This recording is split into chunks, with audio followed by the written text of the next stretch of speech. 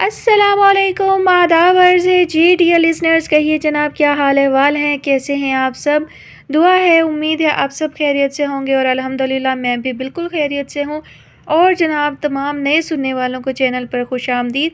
मेरा चैनल आपको पसंद आए, आपको नावल सुनना पसंद हो तो प्लीज़ चैनल को सब्सक्राइब कीजिएगा और अपने दोस्त अहबाब के साथ शेयर भी कीजिएगा। आप सबके लिए एक टिप है, आप लोग जब भी कोई नावल सुनते हैं, यानी आपको न्यूज़ फीड में या कहीं भी सर्च में आपको कोई नावल अच्छा लगता है, अट्रैक्टिव लगता है और आप उसे सुनने लगते हैं, तो उससे पहले आप एक काम किया करें कि उस चैनल को विज़िट किया करें और ये कंफर्म किया करें कि वो नावल कंप्लीट अपलोड है। मैंने अक्सर देखा है कि अक्सर चैनल पर मुकम्मल नावल अपलोड नहीं होता, कोई एक वीडियो, कोई एक पार्ट अपलोड कर देते हैं और उसके बाद जो है सुनने वाले यहाँ वहाँ टकराते फिरते हैं कि अब ये नावल, ये कहानी मुकम्मल कहाँ से सुने। ये बहुत जो है ना फ्रस्ट्रेटिंग होता है कि आपने एक कहानी आगाज़ कर लिया है लेकिन उसका इख्तिताम नहीं मालूम और अब आपको कहीं मिल भी नहीं रहा। तो प्लीज़ कोई भी नावल सुनने से पहले ये देख लिया करें कि उसकी तमाम एपिसोड मौजूद हैं, तभी नावल को सुना करें। और मैंने वोटिंग करवाई थी कि चैनल पर हॉरर नावल शेयर करूं या रोमांटिक, तो ज़्यादा वोटिंग जो है वो एज़ यूजुअल रोमांटिक नावल्स के लिए है। हालांकि ढेर सारे चैनल्स हैं रोमांटिक नावल्स के, लेकिन आप लोगों का तो दिल ही नहीं भरता रोमांटिक नावल सुन सुनकर। तो खैर, आपके लिए ही अपलोड करते हैं, आपको जैसे नावल पसंद है तो वैसे ही अपलोड करूँगी। लेकिन इंशाल्लाह जिन्होंने वोटिंग की है हॉरर नावल्स के लिए, तो उनकी भी ख्वाहिश को मैं पूरा करूँगी, लेकिन उसमें अभी थोड़ा सा टाइम लगेगा। मैं ऐसी कोशिश करूँगी कि फ़ारिग टाइम में कोई हॉरर नावल जो है वो रिकॉर्ड कर लिया करूँ, और जब वो मुकम्मल हो जाए, यानी क्योंकि टाइम तो इतना नहीं मिलता ना कि रेगुलर रिकॉर्डिंग कर सकूँ, तो मैं जब जब टाइम मिलेगा उसकी एपिसोड रिकॉर्ड कर लूँगी। और जब नावल कंप्लीट हो जाएगा और मुझे सहूलत रहेगी कि अब कोई मसला नहीं है, आप लोगों को इंतज़ार भी नहीं करना पड़ेगा, गैप भी नहीं आएगा, तब उसकी अपलोडिंग जो है वो शुरू करूँगी, ताकि तसलसल से उसकी सारी एपिसोड जो है वो अपलोड कर सकूँ और आप लोगों को इंतज़ार ना करना पड़े कि जी रोमांटिक नावल से फ़ुर्सत मिलेगी तो हॉरर की एपिसोड आएगी। तो जनाब, मेरी ये कोशिश है कि मैं सबकी पसंद के मुताबिक जो है वो काम करूँ और आप सबको जो है अपनी पसंद के मुताबिक नावल सुनने को मिल सके। ये मेरी अपनी ख्वाहिश भी थी कि मैं चैनल पर रोमांटिक नावल्स के अलावा भी जो है वो कंटेंट शेयर करूं। तो इंशाल्लाह कोशिश पूरी करूंगी, लेकिन अभी जो है थोड़ा सा टाइम मैनेजमेंट थोड़ी सी मुश्किल हो गई है, दिन छोटे छोटे हैं तो रात में फिर कंटिन्यू रिकॉर्डिंग जो है वो थोड़ी सी मुश्किल हो जाती है। फिर भी इंशाल्लाह सर्दियों में मेरे लिए आसान है ज़्यादा, यानी रिकॉर्डिंग करना। दिन में भी थोड़ा सा टाइम मैनेज करके कर सकती हूँ और रात में भी, तो उससे फिर मुझे काफ़ी आसानी रहेगी। अलबत्ता गर्मियों में ऐसा मुमकिन नहीं होता मुझसे, दिन में शोर शराबा बहुत ज़्यादा होता है, तो दिन में रिकॉर्डिंग जो है वो गर्मियों में पॉसिबल नहीं होती। अलबत्ता सर्दियों में काफ़ी हद तक सुकून होता है।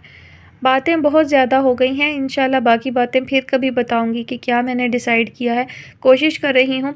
और 2 नावल्स हैं जो पहले से अपलोडेड हैं यूट्यूब पर, लेकिन फिर भी वो फरमाइश इतनी ज़ोरदार किस्म की थी, इतनी मतलब मोहब्बत से प्यार से कहा गया था, तो मैंने वादा किया हुआ है कि वो नावल जो है मैं ज़रूर अपलोड करूँगी। तो वो जनाब इंशाल्लाह बहुत जल्द, मैं जैसे जैसे उसकी रिकॉर्डिंग करती जा रही हूँ, कंप्लीट हो जाएगा तो फिर ही अपलोडिंग स्टार्ट करूँगी। जब तक कंप्लीट नहीं होता नहीं कर सकती। तो मैंने वादा किया था कि जनाब सर्दियों में मैं उसकी अपलोडिंग कर दूँगी, तो अभी रिकॉर्डिंग जारी है। इंशाल्लाह वो दोनों नावल जिनका मैंने वादा किया हुआ है अपलोड हो जाएंगे। नाम अभी नहीं बताऊँगी, जिनसे वादा किया है उन्हें पता है, उन्हें अंदाज़ा हो जाएगा। तो जनाब तसल्ली रखिए, इंशाल्लाह आपकी पसंद के नावल जो है वो मैं ज़रूर अपलोड कर दूँगी। फ़िलहाल आज की कहानी की जानिब बढ़ते हैं, बातें आज बहुत ही ज़्यादा हो गई हैं। तो जनाब, आज जो कहानी लाई हूँ ये शॉर्ट नावल है, यानी 3 से 4 एपिसोड में मेरा ख़्याल है कि ख़त्म हो जाएगा। तो चलिए बढ़ते हैं नावल की जानिब। नावल का नाम है तवाफ़े आरज़ू और मुसन्निफ़ा है मोमिना जमील। किस्त नंबर 1। सयोनी मेरा माही मेरे भाग जगावन आ गया, इंच लगदा है जिवें रांझन मैनू हीर बनावन आ गया। शाइमा अपनी सुरीली आवाज़ का जादू बखेरे हुए यकदम ही खामोश हुई तो महफिल में मौजूद बेशुमार लोगों के साकिन सांस बहाल हुए।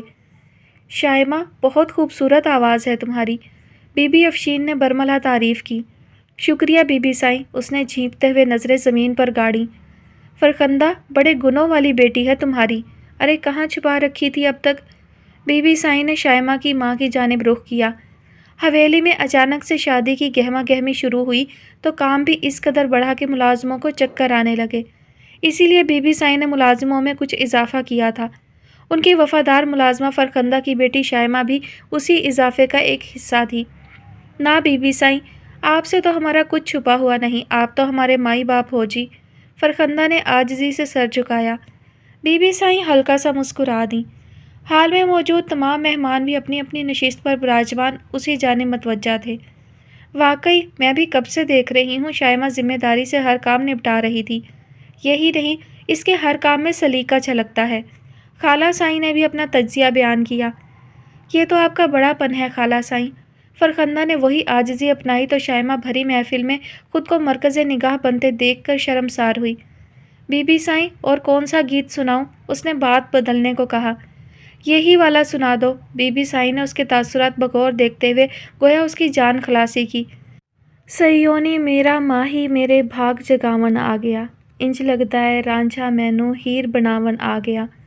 جان بچی سو لاکھوں پائے کے مصداق وہ فوراً گیت گانے لگی۔ اوپر کمرے میں دلہناپے کا روپ اوڑھتی رابیل کے کانوں میں گیت کی صورت گویا کوئی پگھلا سیسا انڈیل رہا تھا۔ بی بی سائیں پوچھ رہی ہیں اور کتنی دیر لگے گی؟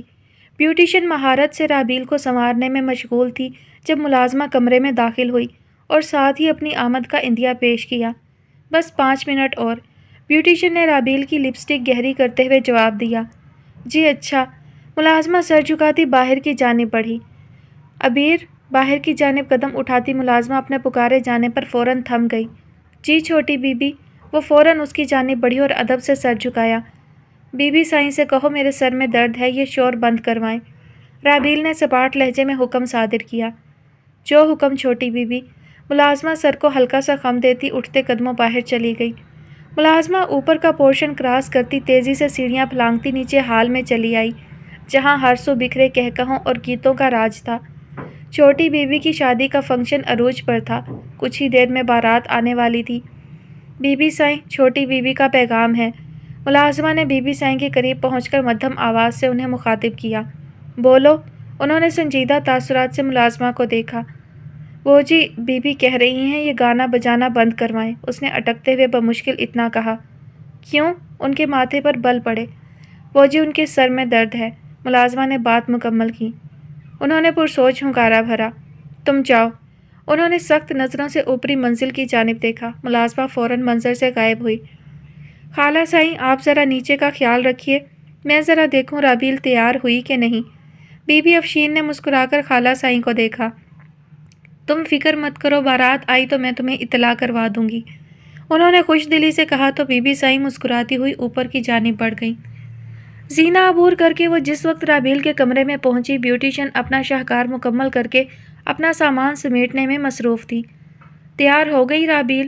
انہوں نے اچٹتی سی نگاہ آئینے کے سامنے گمسم بیٹھی رابیل پر ڈالی۔ جی بی بی سائیں۔ بیوٹیشن کے اقرار میں سر ہلانے سے گویا رابیل کی تیاری کو سند مل گئی۔ آپ نیچے تشریف رکھیے، میں آتی ہوں۔ انہوں نے مسکراتے ہوئے بیوٹیشن کو گویا وہاں سے جانے کا اشارہ کیا۔ جی بی بی سائیں۔ وہ فرمان برداری سے حکم کی تعمیل کرتے ہوئے اپنا سامان اٹھا کر باہر نکل گئی۔ رابیل، اب کیا چاہتی ہو تم؟ چند پل یوں ہی خاموشی میں سرکے تو بی بی سائیں افشین کو بولنا پڑا۔ وہ خاموش بیٹھی رہی۔ دیکھو جو کچھ کیا ہے تمہارے فائدے کے لیے کیا ہے، انہوں نے اس کو پیار سے پچکارا۔ اب مہربانی کر دو اور مسکرا دو۔ انہوں نے اس کے شانے پر نرمی سے ہاتھ رکھا مگر وہ ٹس سے مس نہ ہوئی۔ انہیں اس کے ہنوز ایک ہی پوزیشن میں بیٹھے رہنے پر تاؤ آیا۔ دیکھو رابیل، میں تم سے نرمی سے پیش آ رہی ہوں، مجھے سختی پر مجبور مت کرو۔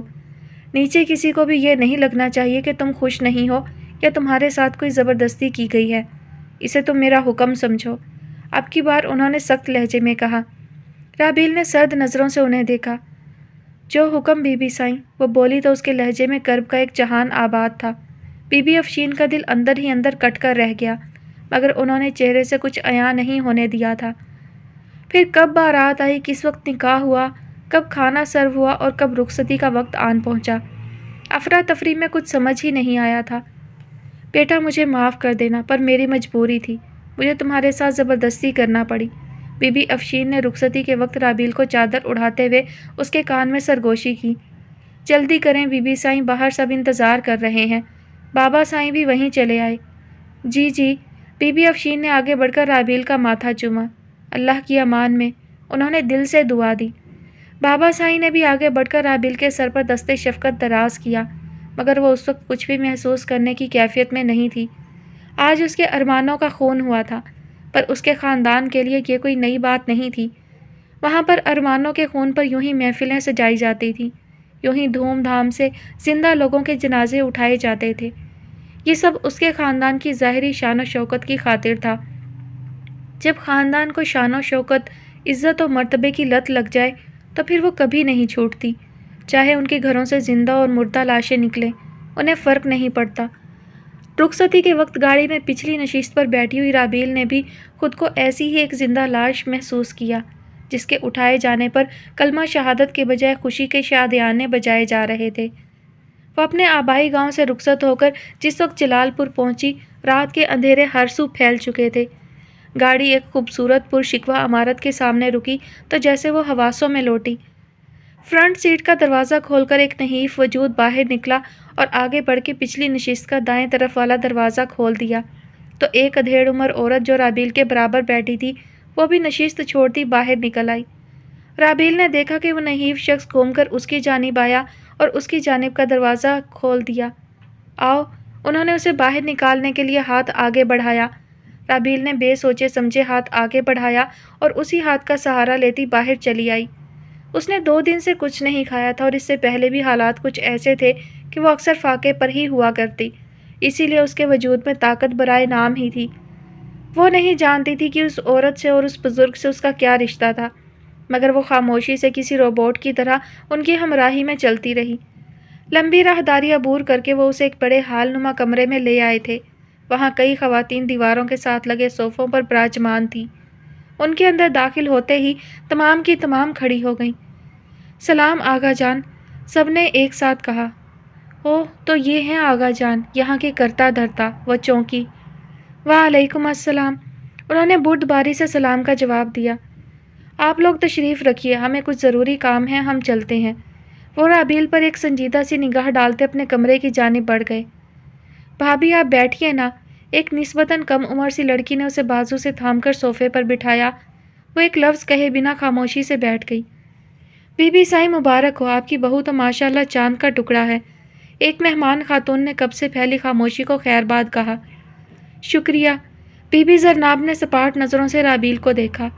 نہ جانے کیوں رابیل کو خوف محسوس ہوا۔ زرتاشا، رابیل کو اس کے کمرے میں چھوڑ آؤ۔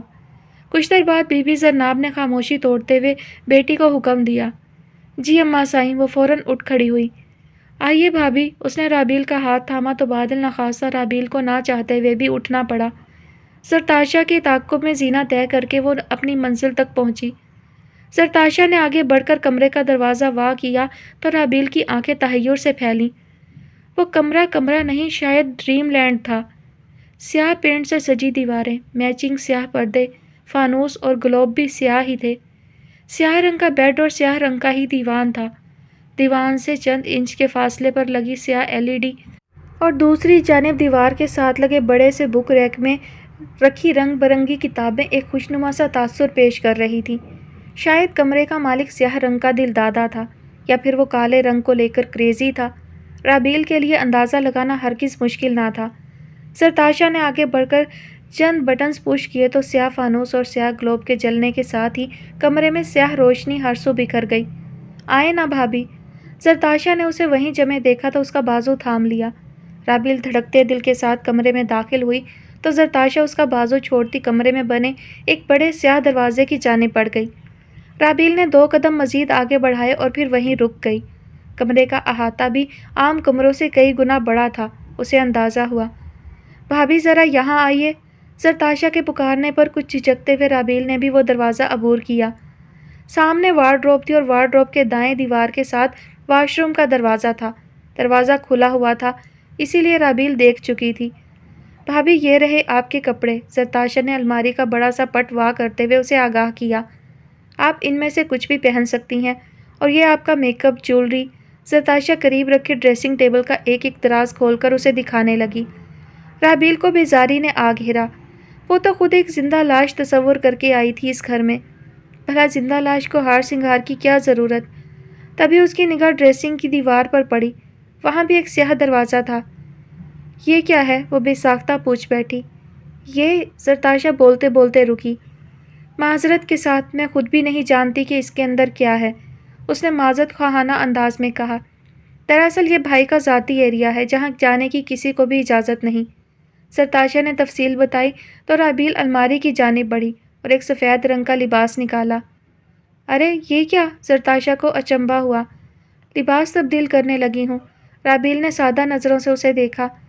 پر ابھی تو بھائی آئیں گے۔ زرتاشا کی زبان پھسلی اور رابیل اپنی ہی نگاہوں میں چور سی ہو گئی۔ ارے بھابھی ادھر آئیں۔ زرتاشا نے اسے آئینے کے روبرو کھڑا کیا اور اس کی چادر اتار کر سائڈ پر رکھی۔ ذرا دیکھیں اپنے آپ کو غور سے۔ زرتاشا کی فرمائش پر رابیل نے آئینے پر نگاہ دوڑائی۔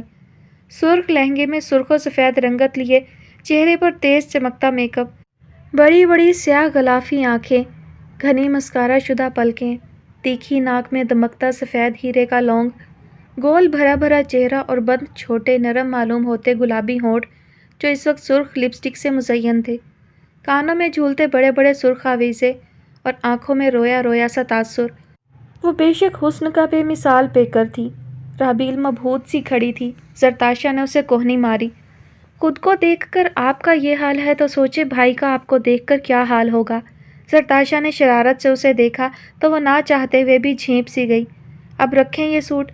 زرتاشا نے سوٹ اس کے ہاتھ سے پکڑ کر واپس الماری میں ہینگ کیا اور رابیل کا ہاتھ تھامتی اسے لیے بیڈ تک چلی آئی۔ آپ بیٹھیں اور اپنے پیا کا انتظار کریں۔ 17-18 سالہ زرتاشا اسے خاصی نٹ کھٹ سی لگی۔ رابیل اس سے پہلی بار ملی تھی مگر زرتاشا نے اسے اس بات کا احساس ہی نہیں ہونے دیا تھا۔ زرتاشا دوپٹہ لہراتی باہر نکل گئی تو رابیل نے بیڈ پر بیٹھتے ہوئے تکیے سے ٹیک لگائی۔ اماں سکینہ، بھائی کہاں ہے؟ زرتاشا سیڑھیاں پھلانگتی نیچے ہال میں پہنچی تو صفائی کرتی اماں سکینہ سے پوچھا۔ وہ جی چھوٹے سائیں کسی کام سے شہر گئے ہیں، کل تک واپس آئیں گے۔ اماں سکینہ ہر بات سے باخبر رہا کرتی تھیں۔ کیا؟ آج کے دن؟ زرتاشا کو حیرت کا جھٹکا لگا۔ اماں سکینہ خاموش رہی۔ کچھ تو گڑبڑ ہے۔ زرتاشا نے پرسوچ نگاہوں سے اماں سکینہ کو دیکھا۔ جوس اور کھانا اوپر بھائی کے کمرے میں لے آئیے۔ زرتاشا بنا کوئی استفسار کیے حکم صادر کرتی واپس اوپر کی جانب بڑھ گئی۔ اندر داخل ہونے سے پہلے اس نے رک کر کچھ سوچا، پھر دروازے پر دستک دی۔ اندر نیم دراز رابیل کرنٹ کھا کر اٹھ بیٹھی۔ دروازے پر ایک بار پھر سے دستک ہوئی۔ رابیل کا دل مٹھیوں میں آنے لگا۔ تبھی کلک کی آواز کے ساتھ دروازہ کھلا۔ اندر آنے والی زرتاشا تھی۔ رابیل نے پرسکون سانس خارج کی۔ آپ تو جاگ رہی ہیں، پر میرے دستک دینے پر دروازہ کیوں نہیں کھولا؟ زرتاشا نے دھپ سے اس کے قریب بیڈ پر گرتے ہوئے کہا۔ میں سمجھی۔ رابیل نے جھجکتے ہوئے کچھ کہنا چاہا۔ آپ کہیں بھائی تو نہیں سمجھی؟ اوہ بھائی تو وہ میرے ہیں، آپ کے تو مجازی خدا ہوتے ہیں۔ زرتاشا نے اسے چھیڑا۔ رابیل کا دل دھڑکا، جانے کیوں زرتاشا کی باتیں اسے زندہ ہونے کا احساس دلانے لگیں۔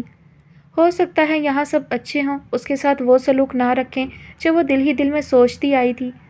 زرتاشا کے پرخلوص رویے نے جیسے اسے پہلی بار مثبت انداز میں سوچنے پر مجبور کر دیا تھا۔ اسی پل دروازے پر دستک ہوئی اور ملازمہ ایک بڑی سی ٹرے میں کھانا سجائے چلی آئی۔ آئیے بھابھی کھانا کھائیں، اتنی بھوک لگی ہے یقین جانیے پیٹ میں چوہے دوڑ رہے ہیں۔ زرتاشا کے کہنے پر رابیل نے انکار کرنا چاہا مگر بھوک کی شدت اور نکاہت اس قدر تھی کہ وہ چاہنے کے باوجود بھی انکار نہ کر پائی۔ کھانے کی اشتہا انگیز خوشبو کمرے میں پھیلنے لگی تھی۔ ملازمہ نے کھانا دیوان کے سامنے رکھے سیاہ شیشے کے میز پر چن دیا تو زرتاشا بیڈ پر سے دیوان پر منتقل ہوئی۔ مجبوراً ہی صحیح، رابیل کو بھی اس کی تقلید کرنی پڑی۔ وہ 11:15 کے قریب جلال پور پہنچا تھا۔ رات وہ بارات کی واپسی کے وقت ہی جلال پور جانے کی بجائے دلادر سے سیدھا جہلم چلا گیا تھا۔ نہ کسی نے اس سے ایسا کرنے کی وضاحت مانگی تھی اور نہ ہی اس نے کسی کو توجیہ پیش کرنے کی ضرورت محسوس کی تھی۔ آغا جان کی خاطر وہ جتنی قربانی دے چکا تھا اس کے لحاظ سے وہ کافی تھی۔ رات بھر جہلم میں اپنے دوست کے ساتھ وقت گزار کے وہ اپنے ذہن کو کسی نہ کسی حد تک تر و تازہ کر چکا تھا۔ وہ اس کی بیوی ہے صرف جلال پور اور حویلی کے لیے، مگر اس کی ذاتی زندگی کے لیے وہ صرف ایک اجنبی وجود ہی تھا۔ اس نے رات بھر سوچنے کے بعد فیصلہ کر لیا تھا اور صبح ہوتے ہی جلال پور واپس آمد کا مقصد بھی خود کو سب کے سامنے نارمل ظاہر کرنا تھا، خاص کر آغا جان کو مطمئن کرنا تھا۔ وہ گاڑی کچے احاطے میں پارک کرتا پکی بنی روش پر چلتا ہوا حویلی میں داخل ہوا تھا۔ تو سب کچھ گویا معمول کے مطابق چل رہا تھا۔ تمام ملازمین اپنے اپنے کام میں مصروف تھے۔ اماں سائیں حسب معمول ٹی وی دیکھنے میں مشغول دکھائی دیں۔ سلام اماں سائیں، اس نے بی بی زرناب کے ساتھ صوفے پر بیٹھتے ہوئے انہیں معمول ہی کے مطابق سلام کیا۔ وعلیکم السلام۔ انہوں نے ایک سنجیدہ نگاہ اس پر ڈالی۔ زرتاشا کدھر ہے؟ اس نے بات برائے بات پوچھا۔ اس کے امتحان شروع ہو گئے ہیں، کل اسی وجہ سے وہ بارات کے ساتھ بھی نہیں جا سکی تھی، اماں سائیں نے ٹھہرے لہجے میں کہا۔ اسے اپنی اس قدر بے خبری پر افسوس ہوا، شرمندگی بھی حد سے سوا ہوئی۔ وہ پچھلے کچھ دنوں میں اس قدر الجھا اور پریشان رہا تھا کہ اسے ارد گرد کا کچھ ہوش تھا نہ خبر۔ آغا جان زمین پر گئے ہیں؟ اس نے پوچھ میں آغا جان کی مخصوص کار نہ پا کر جو اندازہ لگایا تھا، بی بی سائیں سے اس کی تصدیق چاہی۔ انہوں نے مختصر جواب دیا اور چینل بدل کر دیکھنے لگی۔ اس نے ادھر ادھر بغور نگاہیں دوڑائیں، جس کی وجہ سے وہ رات بھر گھر بدر ہوا تھا وہ اسے کہیں دکھائی نہیں دی۔ اسے تجسس ہوا آخر وہ کہاں تھی، مگر وہ بی بی سائیں سے پوچھ نہ سکا۔ ایک عجیب سی جھجک محسوس ہوئی۔ شاہ میر، اماں سائیں نے اسے پکارا۔ جی۔ وہ چونک کر ان کی جانب متوجہ ہوا تو وہ اسے ہی دیکھ رہی تھی۔ وہ نگاہ جھکا گیا۔ بیٹا تم پریشان مت ہو، تسلی رکھو، مرد کو 4 شادیوں کی اجازت ہے۔ وہ اماں سائیں کی بات پر ٹھٹکا۔ جی؟ شاہ میر کی آواز حیرت میں ڈوب کر ابھری۔ دیکھو بیٹا، میں تمہیں یوں پریشان نہیں دیکھ سکتی۔ تم اگر کسی اور کو پسند کرتے ہو تو تم اس سے شادی کر سکتے ہو۔ بی بی زرناب آزردہ ہوئیں۔ چاہے شاہ میر اس شادی سے خوش نہیں تھا، مگر اس نے ہرگز بھی اس نہج پر پہنچ کر نہیں سوچا تھا جس پر اماں سائیں سوچ رہی تھیں۔ اماں سائیں، آپ تسلی رکھیں، شاہ میر نے ان کا کندھا تھپکا۔ کیسے تسلی رکھوں؟ پہلے تمہاری پھپھو نے ساری زندگی مجھے دکھوں کی اندیکھی بھٹی میں دھکیلے رکھا، صرف اپنے مفاد کی خاطر، اور اب میرے بیٹے کی زندگی برباد کرنے پر تل گئی ہے۔ بی بی زرناب بیٹے کی ہمدردی پا کر پھپک پھپک کر رو دی۔ شاہ میر نے گہرے دکھ سے ماں کو دیکھا۔ اماں سائیں، آپ پریشان مت ہو، میں ہوں نا، آپ کا بیٹا آپ کے ساتھ کچھ غلط نہیں ہونے دے گا۔ شاہ میر نے انہیں اپنے بازو کے حصار میں لیا۔ جیتے رہو میرے بچے، انہوں نے اپنے آنسو پونچھے۔ اچھا اب جاؤ فریش ہو جاؤ، میں تمہارے لیے ناشتہ لگواتی ہوں۔ وہ بیٹے کی تسلی سے گویا سنبھلی۔ جی اماں سائیں۔ وہ فرما برداری سے سر ہلاتا زینے کی جانب بڑھ گیا تو بی بی زرناب ایک ادا سے مسکرائیں۔ افشین، تم نے جو دکھ مجھے دیے ہیں نا، وہ میں ہرگز نہیں بھولی۔ اب میرے ہر دکھ کا ازالہ تمہاری بیٹی کرے گی۔ تم نے جو زخم مجھے لگایا تھا، آج تک اس زخم کا خون تازہ ہے۔ اس کا حساب تو اب مجھے چاہیے، چاہے تم دو یا تمہاری بیٹی، مجھے پرواہ نہیں۔ وہ سوچتے ہوئے طمانینت کے احساس سے دوچار ہوئیں۔ کئی سالوں سے تازہ زخموں پر اب گھرنٹ بندھنے کا وقت آ گیا تھا۔ ماضی یاد آیا تو ایسا کیسے ہو سکتا تھا وہ یاد نہ آتا جو ان گزرے 28 سالہ زندگی میں ہر لمحہ یاد آتا رہا تھا۔ میں کہہ رہی ہوں کہ تم کالج آ جانا 7:45 بجے، زرناب نے فون پر سرگوشی کی۔ کوئی مسئلہ تو نہیں ہوگا نا؟ دوسری جانب سے سوال ہوا تھا۔ ارے نہیں، کوئی مسئلہ نہیں ہوگا، زرناب نے یقین دہانی کروائی۔ ٹھیک ہے پھر کل ملتے ہیں۔ زرناب نے باہر سے آتے قدموں کی آہٹ سنی تو فوراً فون بند کیا اور کورس کی کتاب کھول کر بیٹھ گئی۔ تبھی دروازے پر ہلکی سی دستک ہوئی۔ آ جائیں، زرناب نے بآواز بلند اجازت دی۔ دروازہ کھول کر اندر آنے والی اس کی والدہ تھیں۔ وہ مطمئن سی ہوئی۔ سلام اماں جان، اس نے مسکرا کر کہا۔ وعلیکم السلام، بچے پڑھائی ہو رہی ہے؟ اماں جان اسے پڑھتے دیکھ کر مسکرائیں۔ جی اماں جان، آپ تو جانتی ہیں میڈیکل کی پرسنٹیج بنانا کوئی بچوں کا کھیل تو ہے نہیں، وہ خوش دلی سے بولی۔ اللہ تمہیں کامیاب کرے۔ انہوں نے دل سے دعا دی تو زرناب نے صدقے دل سے آمین کہا۔ آپ بتائیں اماں جان، خیریت؟ اس وقت تو آپ آرام کرتی ہیں۔ زرناب نے رات کے 10 بجاتی گھڑی کی جانب اشارہ کیا۔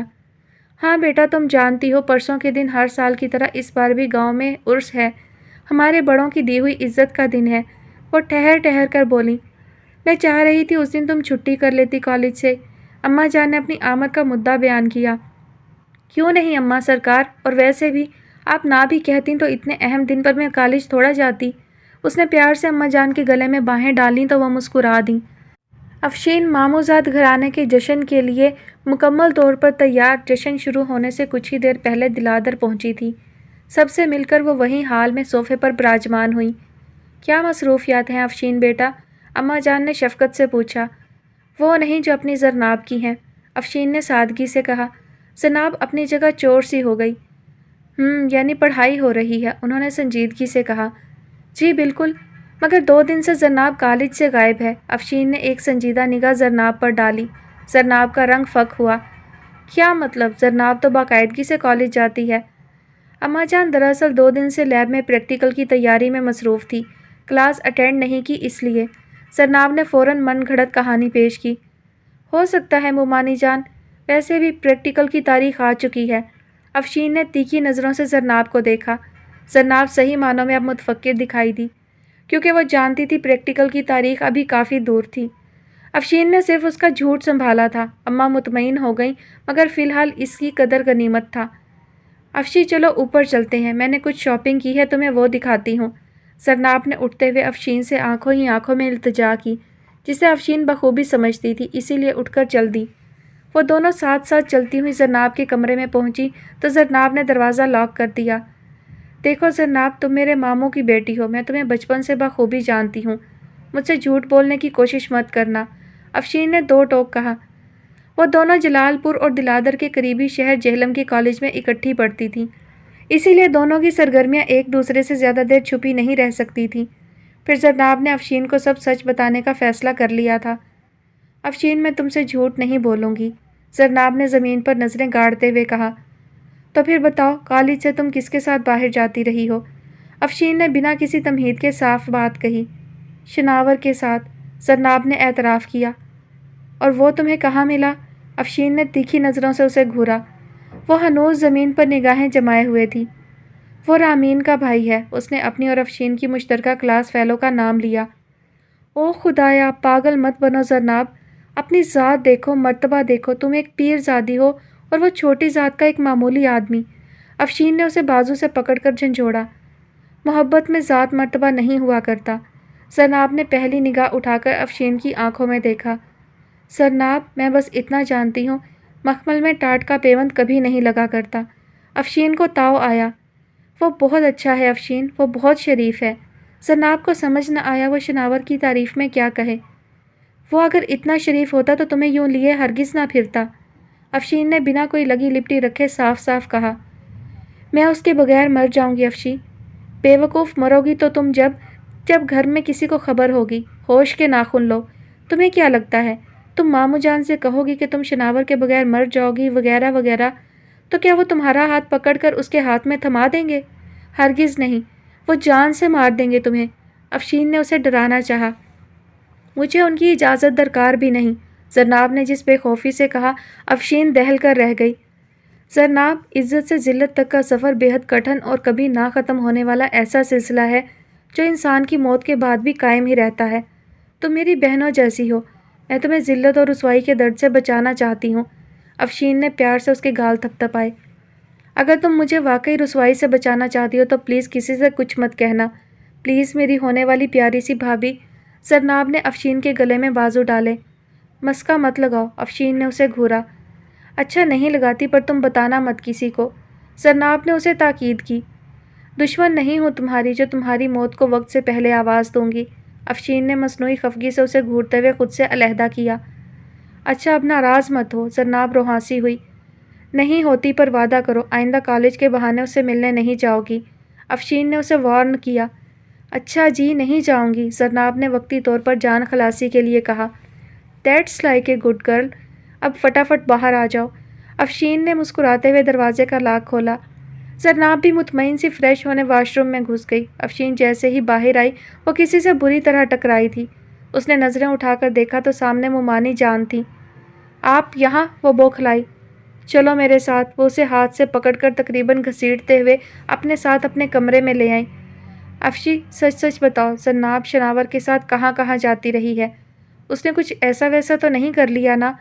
انہوں نے سخت نظروں سے افشین کو گھورا۔ نہیں مومانی جان، ایسا مت سوچیں، وہ آپ کا خون ہے، افشین نے تڑپ کر کہا۔ نہیں ہے وہ میرا خون، وہ گررائیں۔ جی؟ افشین کا حیرت کے مارے منہ کھل گیا۔ تمہارے ماموں کی پہلی بیوی کی اولاد ہے، انہوں نے سر جھٹکا۔ افشین اتنے بڑے راز کے یوں افشا ہونے پر دنگ رہ گئی۔ افشین، تمہیں پورا یقین ہے اس نے اس طرح کا کوئی قدم نہیں اٹھایا؟ چند پل خاموشی میں سرکے تو وہ ٹھہرے ہوئے لہجے میں بولی۔ جی مومانی جان، افشین کو مجبوراً زرناب کے حق میں بولنا ہی پڑا۔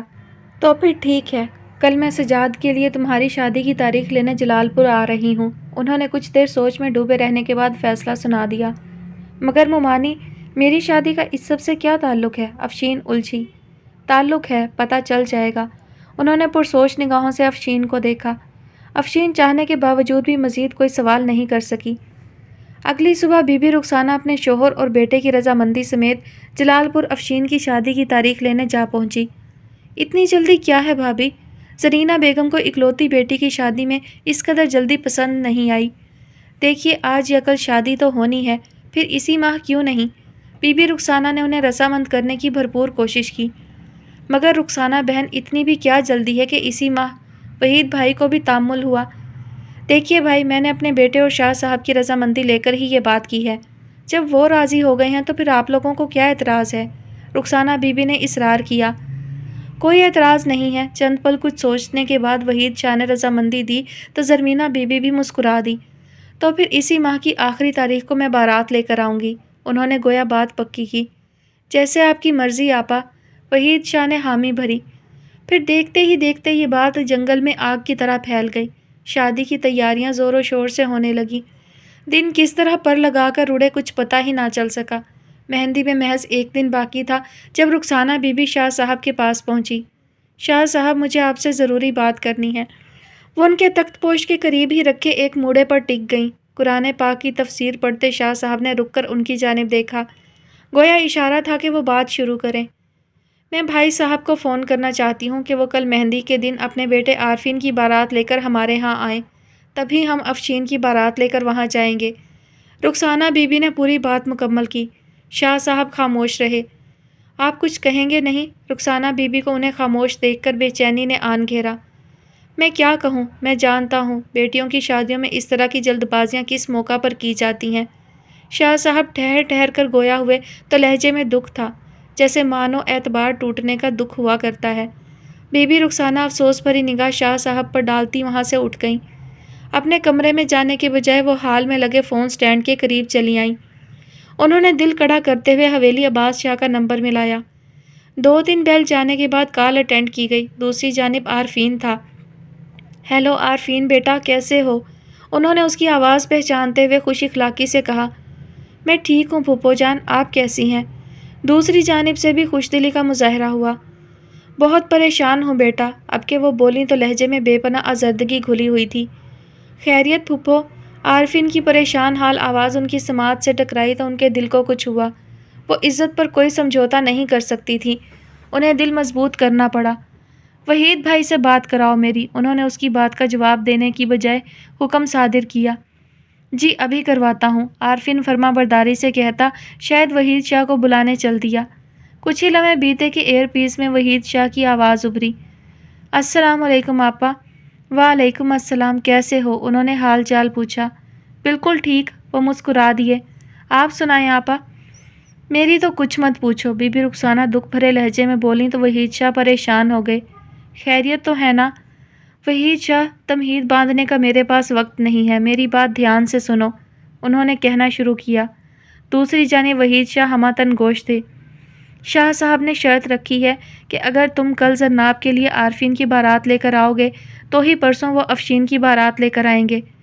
رخسانہ بیوی کو مجبوراً بندوق شاہ صاحب کے کندھوں پر رکھ کے چلانی پڑی۔ وہ اکلوتے بھائی کو خود سے بدظن ہرگز نہیں کرنا چاہتی تھی۔ دوسری جانب بی بی رخسانہ کی پوری بات سن کر وحید شاہ کے ماتھے پر گہرے بل پڑے۔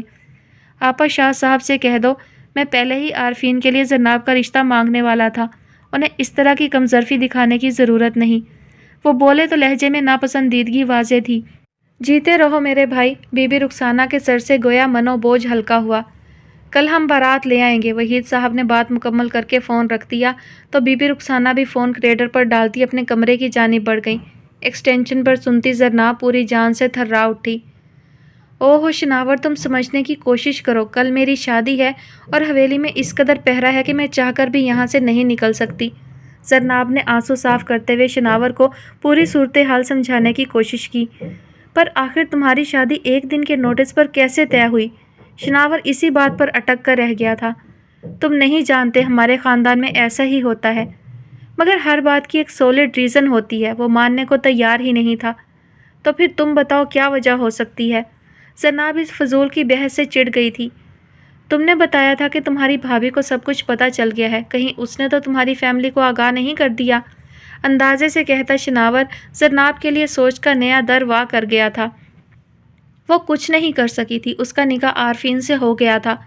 وہ بنا کسی دھوم دھام سے خاموشی کے ساتھ رخصت ہو کر دلادر کو ہمیشہ کے لیے خیر بات کہتی جلال پور چلی آئی تھی۔ افشین اسے عارفین کے کمرے تک پہنچا کر جانے لگی تو زرناب نے اس کا ہاتھ تھام لیا۔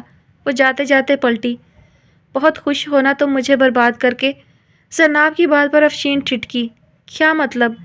مطلب یہ کہ تم نے شناور کے بارے میں سب کو بتا دیا نا؟ زرناب گھرائی۔ زرناب تمہیں غلط فہمی ہوئی ہے، ایسا کچھ نہیں ہے۔ افشین بے چینی سے اس کی جانب بڑھی۔ خبردار میرے پاس مت آنا، زرناب نے انگلی اٹھا کر وارن کرتے ہوئے نفرت آمیز نگاہوں سے گھورا۔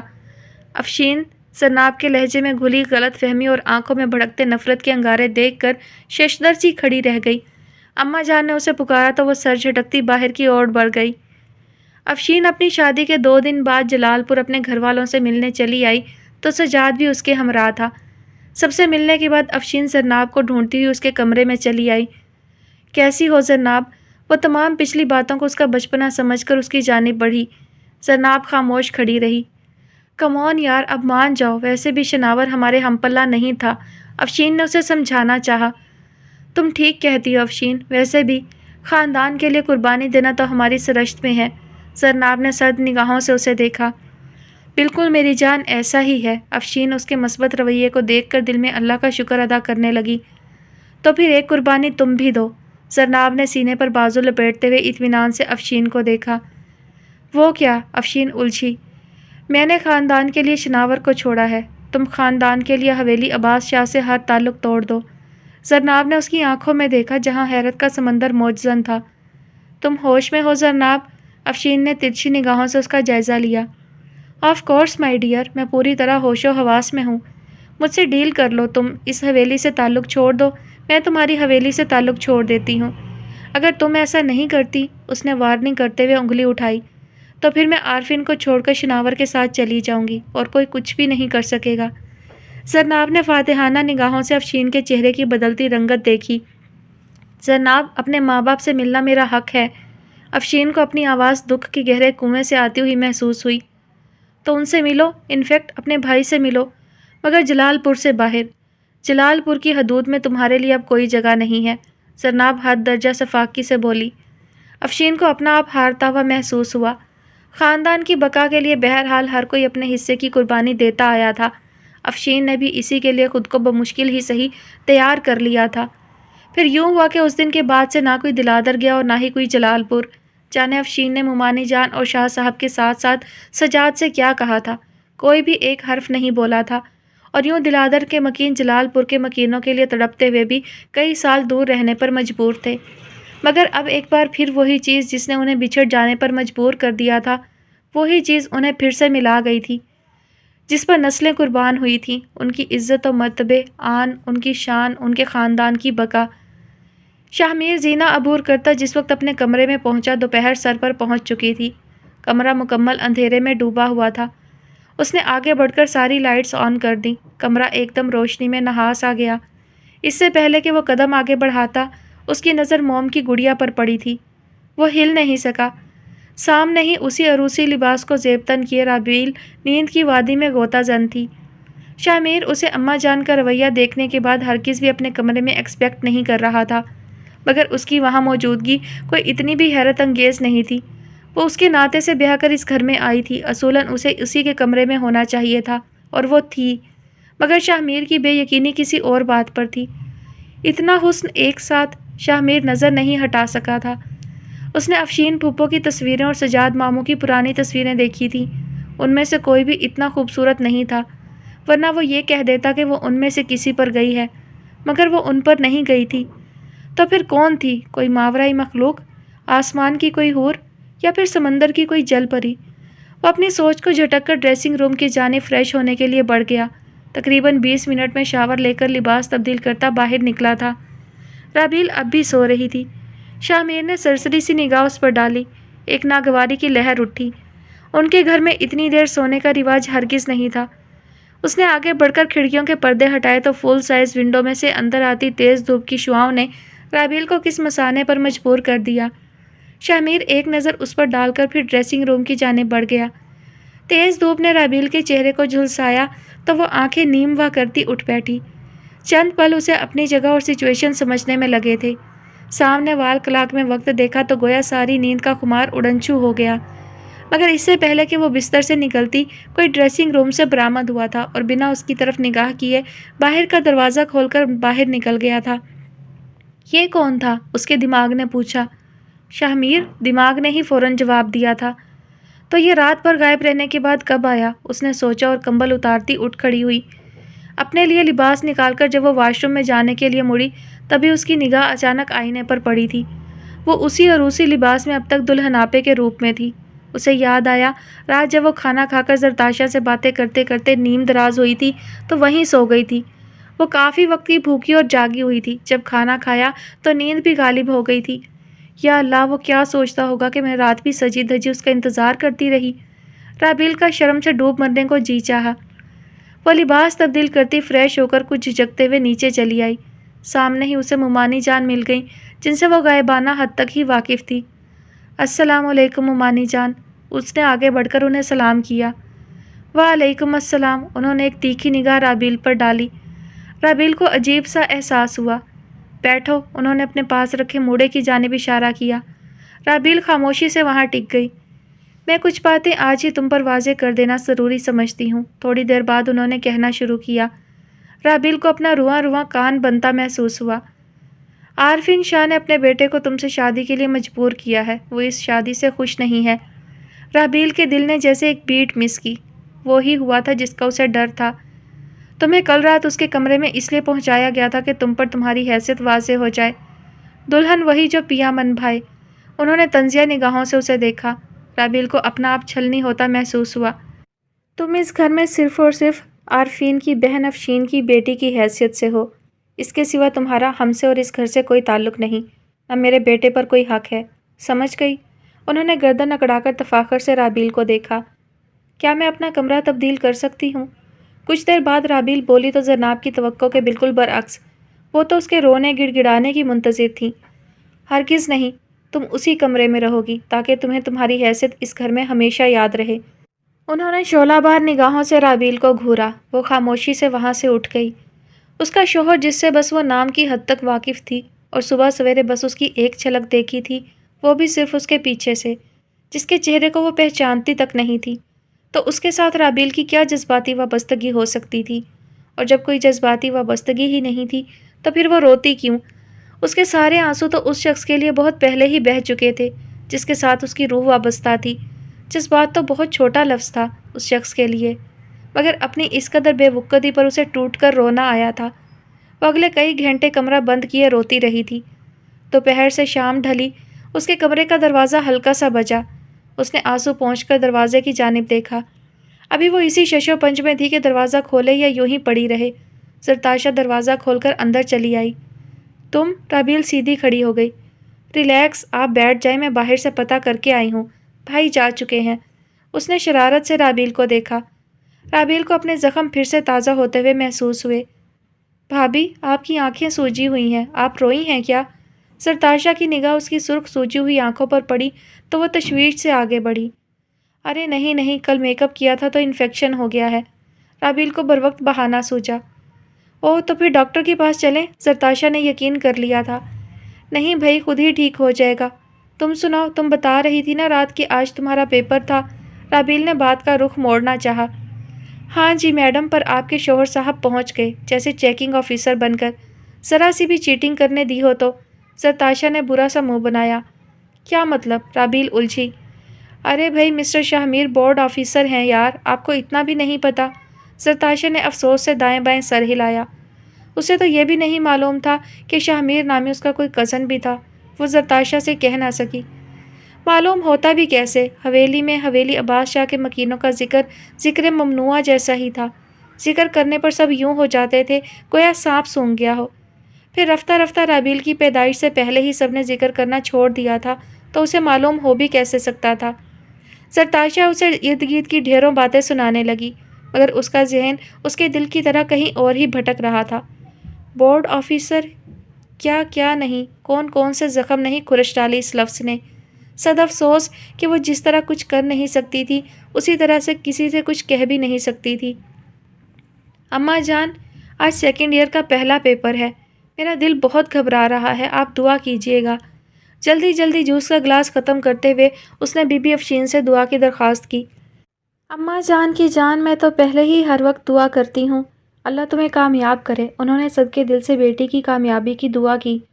اتنی جلدی کیوں مچا رکھی ہے؟ خیریت؟ سجاد شاہ بھی ناشتے کی میز پر پہنچے۔ بابا جان، آج میرا پہلا پیپر ہے، دل بہت گھبرا رہا ہے، اسی لیے، رابیل نے مختصر جواب دیا۔ کیوں بھائی، دل تو تب گھبراتا ہے جب امتحان کی تیاری نہ ہو۔ انہوں نے تنقیدی نگاہوں سے رابیل کا جائزہ لیا۔ بابا جانی، آپ کا مطلب ہے میں نالائق ہوں؟ رابیل روحانسی ہوئی تو سجاد شاہ مسکرا دیے۔ ہرگز نہیں، سجاد شاہ کی بیٹی ہرگز نالائق نہیں ہو سکتی۔ انہوں نے چائے کی پیالی اپنے نزدیک کھینچی تو افشین بی بی تھرمس سے ان کے کپ میں چائے انڈیلنے لگی۔ رابیل مسکرا دی۔ اوکے، مجھے دیر ہو رہی ہے، اللہ حافظ۔ وہ انہیں الوداع کہتی باہر گاڑی میں آ بیٹھی جہاں ڈرائیور کب سے اس کا منتظر تھا۔ سارے راستے وہ مختلف دعائیں پڑھتی آئی تھی۔ آج کسی انجانے خوف سے اس کا دل صبح سویرے ہی لرزنے لگا تھا۔ یہی وجہ تھی کہ وہ اپنا کانفیڈنس کافی حد تک لوز کر چکی تھی۔ وہ جس وقت جہلم کے کالج پہنچی پرچہ شروع ہونے میں چند منٹ باقی تھے۔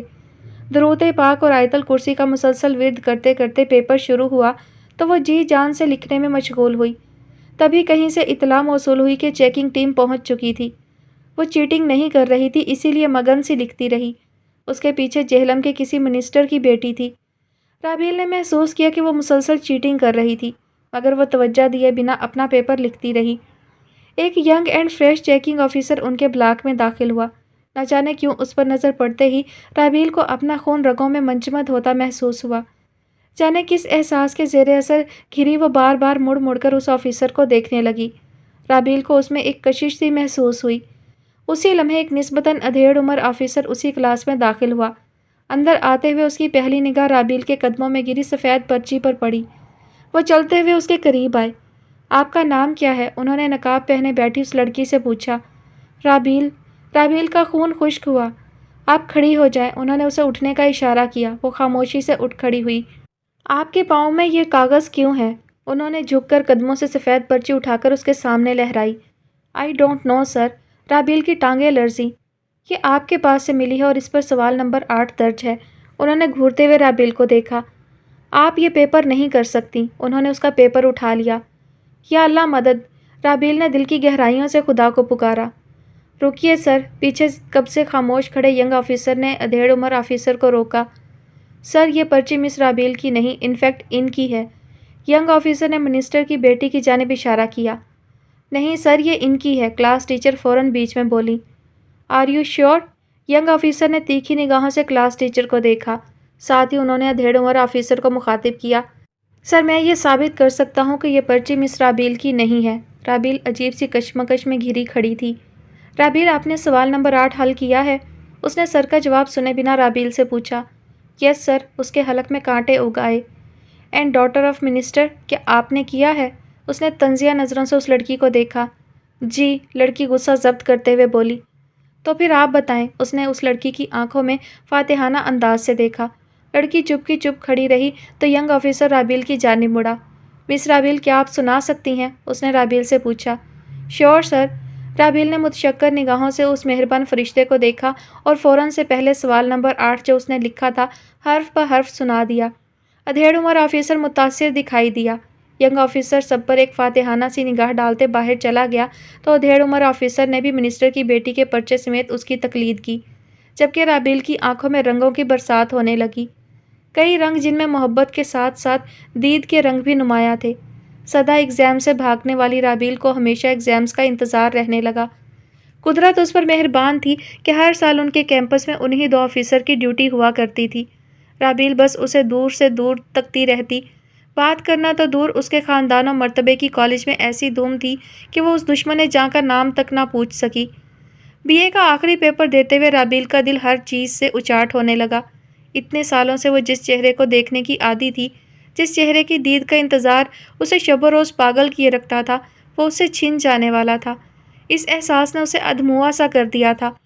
وہ کالج سے گھر لوٹی تو اس طرح کہ اس نے اس چہرے کو اپنے دل و دماغ کی اسکرین پر ہمیشہ ہمیشہ کے لیے فوکس کر لیا تھا۔ اس کا رزلٹ آئے کافی عرصہ بیت چکا تھا۔ بابا جانی نے اس سے آگے پڑھنے کی بابت پوچھا تو اس نے صاف منع کر دیا تھا۔ سجاد شاہ بھی خاموش رہے کہ انہیں اب یوں بھی رابیل کی شادی کی فکر ستانے لگی تھی۔